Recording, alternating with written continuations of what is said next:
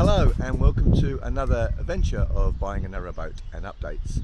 I'm Tony Saxby and you join me here at Harlow Mill at my current mooring point, and today we're going to be looking at two things.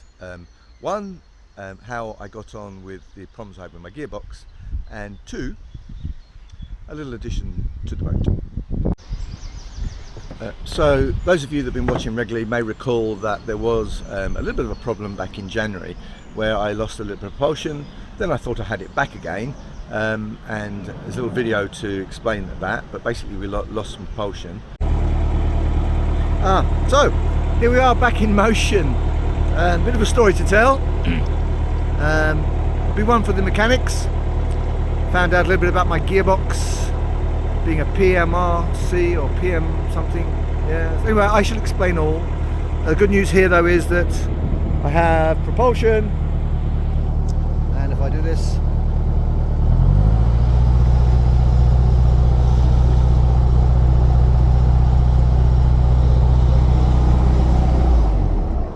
it would appear we have good propulsion.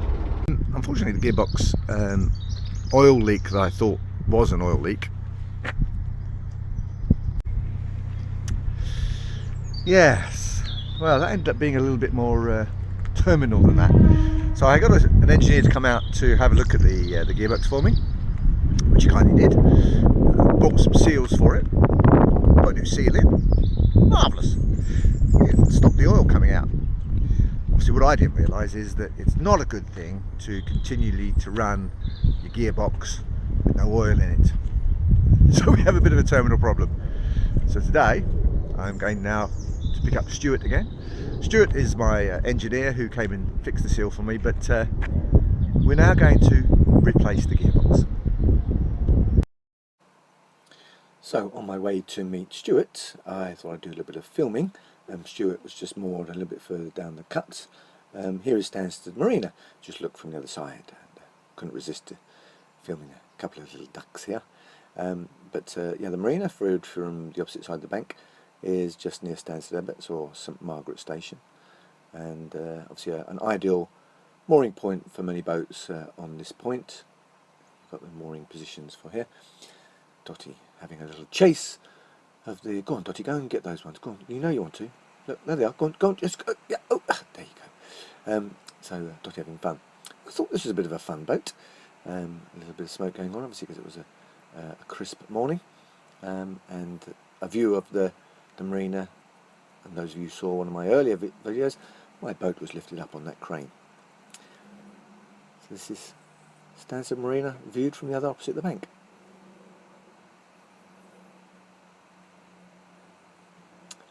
Tree.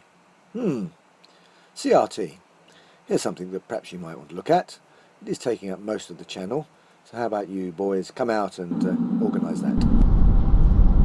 Hello, and so far you know the story about the gearbox. So I'm just on a bit of a trip, just on about 193 miles now, heading back down the M1. Going to be joining the M25 very shortly, which is great. And in the back of the car now I have a new PRM 160 gearbox, reconditioned. Obviously you learn a lot getting a new boat. My boat's a 30-year-old boat. It had not many mechanical problems, but one of the things that I was hoping was going to be done was it was going to be serviced before I bought it, and I was told it was serviced, but the oil seal where the gearbox joins the drive shaft, and the drive shaft then drives the propeller, that apparently dried out and developed a crack. And when that develops a crack, then you lose oil. Now with the PRM 160 gearboxes, I have now found that the hydraulic mechanism that makes them work means that if you've got no oil, then you start to lose drive, and it isn't very sensible to continue trying moving the boat when there's no oil in it. And that obviously came to my cost. Fortunately, nothing too major. A new one would have cost me £2,500 plus VAT. However, the wonderful thing about the internet is, you know, you're able to shop around, look around, and I want to thank Stuart from GB Marine up in Birmingham Way, who had, just by chance, one that he'd already reconditioned, that the existing owner hadn't come to claim, and so I've done a service exchange. I haven't decided to show you the video of the engine coming out, but what we will now look at, not the engine coming out, I memean the gearbox coming out, but what I thought we might now look at is meeting Stuart and seeing how the gearbox goes in, and Stuart telling us a little bit about, you know, some of the problems that you may have with gearbox. That's Stuart Lister, if you want to know. Very nice engineer from the London area. He comes highly recommended. I can't recommend him enough for the work he's done. Great little man. So let's see what Stuart says about this new gearbox. So stick your head up, Stuart. There you go. BMC lover. Your BMC lover. This is Mr. Stuart Lister, but he's not known as. You're known for Lister because you love Lister engines. Is that right? I do indeed. Yeah. And BMCs. So obviously we've told the viewers that with my lovely BMC engine here, which is currently sort of about a 30-degree angle, just so that we can get the new gearbox up. New gearbox. We've got a nice new shiny PRM 160 gearbox, and what we haven't shown you really is the pains that we've gone through, and Stuart's got squash fingers and thumbs. So new gearbox now fitted, and what we're going to do is do a bit of a time lapse of the rest of the bits going together. Stuart. So obviously what I did say to everybody is that it's not a good idea to run a hydraulic gearbox without any oil in it. Would you agree? I don't, yeah. It cooked it. It cooked it. Is that the technical term?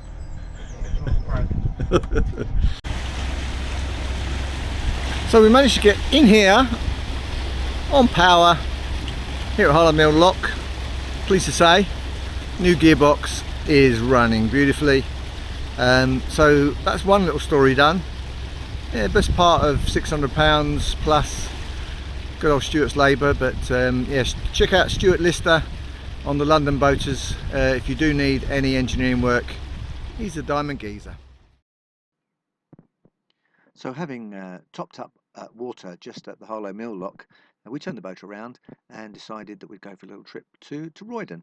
So here's Rob with beer in hand, and Dottie, we made sure was all safetied up on with her life jacket.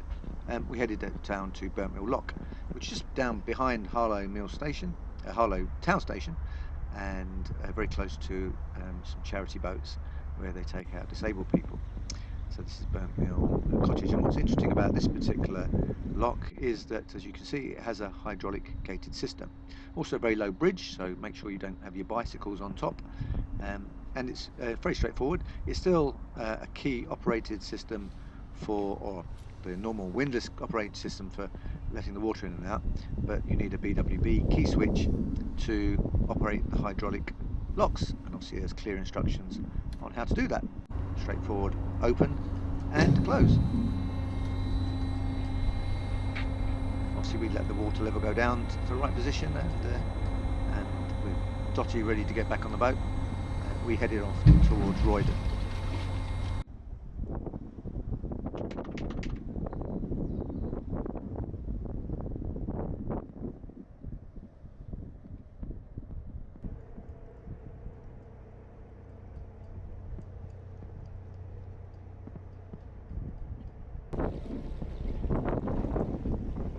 Don't forget to duck Rob, or you might lose your hat.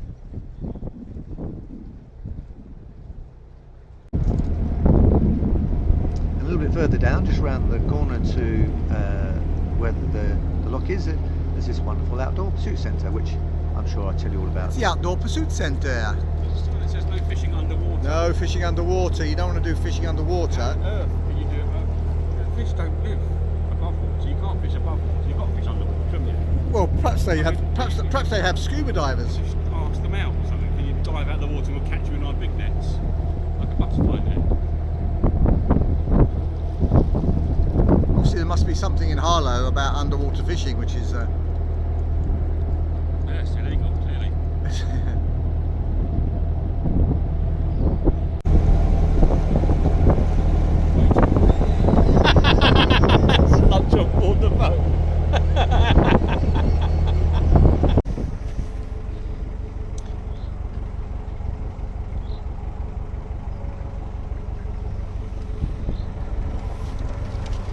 fascinated by the ducks, Dotty.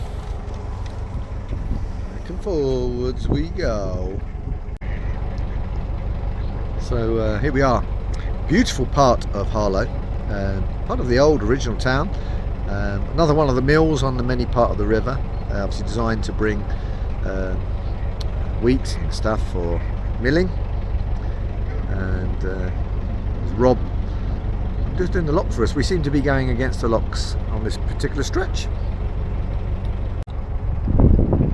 So Parndon Mill and Parndon Mill House, particularly Parndon Mill House, that was the main landowner, the guy that actually developed all of the storts during the industrial age and made many of Harlow Mill and along to Sawbridgeworth, many of the mills and the locks part of his own navigation. And it has a unique size of lock, unlike that of the Lee and of the Grand Union, which it makes it very difficult for two narrowboats to get in, because it was specifically designed for the boats of the Stort only. So moving along down the Stort, enjoying this late April sunny day, mixed with hail, showers, and we catch a nice bit of sun. We come to what is now known as Hunsdon Mill. So beautiful old boathouse there, the Sally Ann 2, and in the background we've got the old mill house and mill workings of Hunsdon Mill.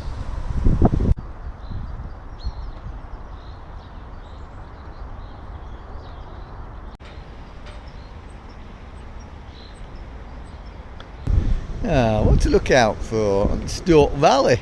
Right. Aye.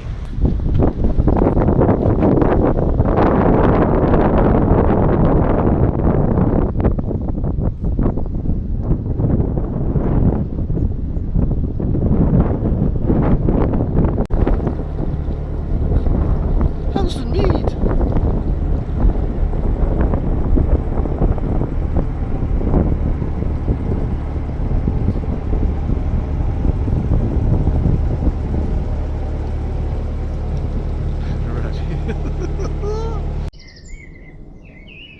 So we reached our final destination of Roydon Mill. You can just see that in the background, with the Roydon village just over the hills, and the Roydon Marina just to the right of me, but we managed to stay on the cut. And here's the beautiful evening at Roydon Mill.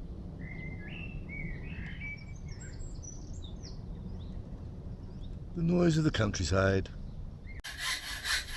So here we are on another little project, rather bore you with the details. Here are a couple of solar panels that I've got, 100-watt solar panels, giving me up to about 6 amps each, obviously 12 volt, and they've been doing a fine job, but they were just sitting on the boat not very nicely. But now, as you can see, my dear friend Robert, who helped me with the fire, has done a fine job of making a little frame. So just to give you an idea, we've got a little clasp on here, and obviously now I've got some storage, and fairly straightforward really with the hinges, and put together. We worked out what the angle of the dangle was, and there you go, just some simple what you can do with some decking. It will obviously be painted, but I'm quite excited, of which I'm hoping I can store my coal in rather than the front of the boat. So here you go, it's just a little addition to the boat, and we'll see it fitted on next. And we welcome into the frame Marco, and what Rob's doing right now is just to cut a small curve off the bottom. As you can see, obviously most narrowboats have a little bit of a curve to them, so in order for it to fit on properly we just jigsawed the bottom out, and here's the final result.